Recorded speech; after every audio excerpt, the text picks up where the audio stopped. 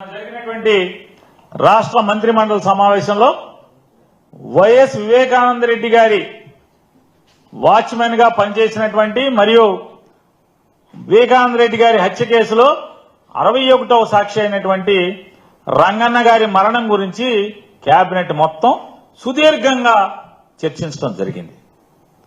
ఆ సుదీర్ఘ చర్చల్లో కేబినెట్ మొత్తం సుదీర్ఘంగా చర్చించడమే కాకుండా ఆగమేఘాల మీద డీజీపీ గారిని మంత్రిమండలికి పిలిచి రంగన్న గారి మరణం గురించి కేబినెట్ మొత్తం వాకప్ చేసింది.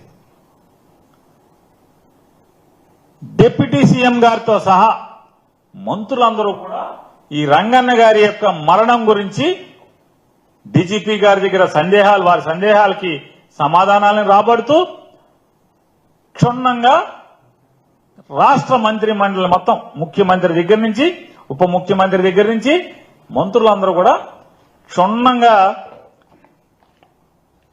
చర్చించారని చెప్పని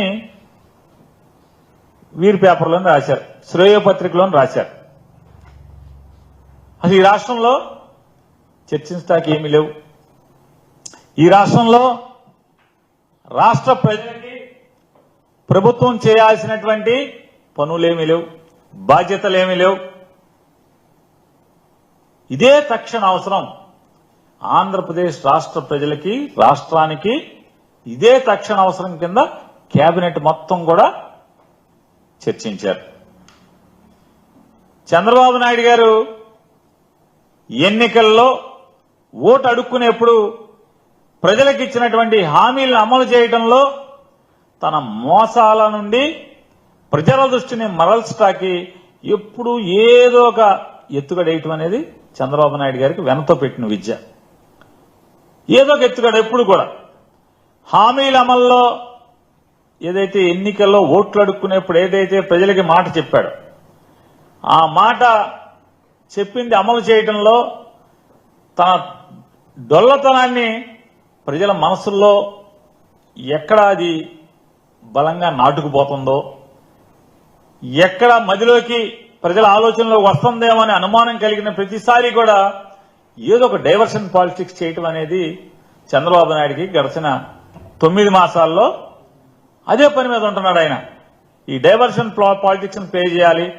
తన దొంగతనాన్ని అంటే ఎన్నికల హామీలు ఇచ్చి మోసం చేస్తున్న విధానాన్ని, ఎన్నికలప్పుడు ఏం చెప్పాడు, సంపద సృష్టిస్తాను, సంపద సృష్టిస్తాం అనేది నాకు వెన్నతో పెట్టిన విద్య, సంపద సృష్టించి మొత్తం ఇస్తాను. జగన్మోహన్ రెడ్డి గారు ఇచ్చేటువంటి సంక్షేమ కార్యక్రమాలే కాకుండా ఇంకా పెద్ద ఎత్తున సంక్షేమ కార్యక్రమాలు చేస్తాను, ఏది కావాలంటే అది చేస్తానని 143 హామీలు ఇచ్చి ఆ హామీలన్నీ కూడా పంగనామాలు పెట్టి ప్రజలందరికీ కూడా ఆయన ఆ పనులు ఆయన చేసుకుంటున్నాడు. తన రాజకీయ ప్రత్యర్థులందరినీ కూడా లేదా చంద్రబాబు నాయుడు గారి యొక్క రాజకీయ ప్రత్యర్థులను కానీ లేదా తన రాజకీయానికి ఎవడు లేదా కొడుకు రాజకీయానికి ఎవడు అడ్డొస్తాడనుకుంటే కనుక వాళ్ళందరినీ అప్రతిష్ట పాలు చేయటానికి తన శ్రేయోపత్రిక అయినటువంటి ఈనాడు ద్వారా తప్పుడు వార్తలు అరిచేయించడం, వారి పరపతిని క్షీణింపజేయడం ద్వారా లేదా రాజకీయంగా పనికిరాకుండా చేయడం ద్వారా తన ప్లాన్ అమలు చేయడంలో చంద్రబాబు నాయుడు గారికి పెట్టింది వెన్నతో పెట్టిన విద్య. ఇవాళ కొత్తగా జగన్మోహన్ రెడ్డి గారి గురించే కాదు, పిల్లనిచ్చి సాక్షాత్తు కాళ్లు కడిగి పిల్లనిచ్చినటువంటి వాళ్ళ మామ ఎన్టీఆర్ గారిని కూలదేయడం కోసం కూడా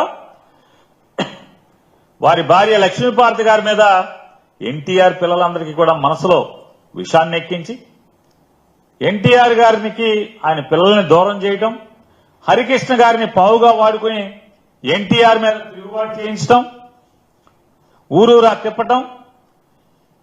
ఈ హరికృష్ణ గారు ఒకటి మాట్లాడితే 10 మాట్లాడినట్టుగా రామారావుకి వ్యతిరేకంగా ఈనాడు పత్రికలో అచ్చేయించటం,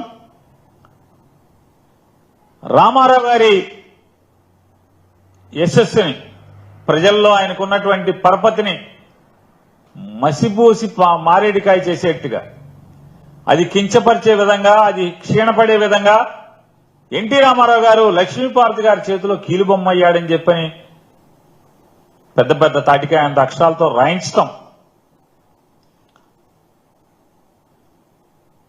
మొత్తం కూడా తన శ్రేయోపత్రికలో రాయించి రామారావు గారి పలుకుబడిని పలచనం చేసి కూలదోయటం అనేది ఇవాళ ఈ రాష్ట్ర ప్రజలందరూ కూడా మనందరం సాక్షులమే. అంటే పేపర్ని ఎలా వాడుకుంటాడు అంటే ప్రత్యర్థులను కానీ తన రాజకీయ అడ్డంకిగా ఉన్న వారిని కూలదోయటం కోసం లేదా రాజకీయంగా తొలగించడం కోసం ఏ రకంగా ఆయన వాడుకుంటాడనేది మనందరం కూడా సాక్షులమే. అలాగే జగన్మోహన్ రెడ్డి గారి వ్యక్తిత్వాన్ని కూడా ప్రజల్లో హననం చేయటం కోసం, పలసన చేయటం కోసం ఆయన ఈనాడు పేపరు ఇద్దరూ కలిసి ఏ రకంగా అరాచకమైనటువంటి వార్తలను సృష్టించడం, విషం చెమ్మటం జగన్మోహన్ రెడ్డి గారు కాంగ్రెస్ పార్టీలోంచి బయటకు వచ్చిన దగ్గర నుంచి కూడా మనందరం చూస్తున్నాం. ఈ కేసు అసలు ఇదంతా ఏంటి? అసలు జగన్మోహన్ రెడ్డి గారికి ఏంటి సంబంధం? వాళ్ళ బాబాయ్ గారి హత్యకి జగన్మోహన్ రెడ్డి గారికి ఏంటి సంబంధం? ఏమీ సంబంధం లేకపోయినా సంబంధం ఉన్నట్టుగా చిత్రీకరించడం, వార్తలు వచ్చేయించడం, స్టేట్మెంట్లు ఇవ్వటం, ఇదంతా ఎవరు సృష్టించింది? ఇదంతా కూడా అప్పట్లో ఒక ముఖ్య వ్యవస్థలో ఉన్నటువంటి తనకున్న పలుకుబడినంత ఉపయోగించి సిబిఐని ప్రభావితం చేయటమా, ప్రలోభం చేయటమా, ఎంపీ అవినాష్ రెడ్డి గారిని అలాగే వాళ్ళ తండ్రి భాస్కర్ రెడ్డి గారిని ముద్దాయిలుగా చేర్చింది ఎవరనేది సమాజం అందరికీ తెలుసు. పాత్ర ఎవరిది, సూత్రధారులు ఎవరు, పాత్రధారులు ఎవరు, ఎవరి రామ్ లఖన్ సింగ్ ఎవరు? రామ్ లఖన్ సింగ్ కి అప్పట్లో ఉన్న వ్యవస్థలో ఉన్నటువంటి ఒక ప్రముఖ వ్యక్తికి లేదా ఆ ప్రముఖ వ్యక్తిని ఆడించేస్తున్నటువంటి ఇక్కడున్న ప్రముఖ వ్యక్తి అందరూ తెలిసి అందరికీ ఎవరెవరు అనేది. ఇవాళ వాళ్ళని తప్పుగా ఇరికించడమే కాకుండా ఈ తప్పుడు కేసుల నుంచి ఎప్పుడైతే ఇవాళ కాకపోతే రేపైనా నిజం నిలకడమే తెలుస్తుంది. నిజం ఎక్కడికి పోతుంది? రేపు ఈ తప్పుడు కేసుల నుంచి అవినాష్ రెడ్డి గారు కానీ లేదా వీళ్ళు కానీ బయటపడటానికి అవకాశాలు ఎక్కువగా మెండుగా ఉంటాయి. కాబట్టి ఇప్పటి నుంచే ఒకటి డైవర్షన్ పాలిటిక్స్, రెండు విషం చిమ్మి ఎలాగూ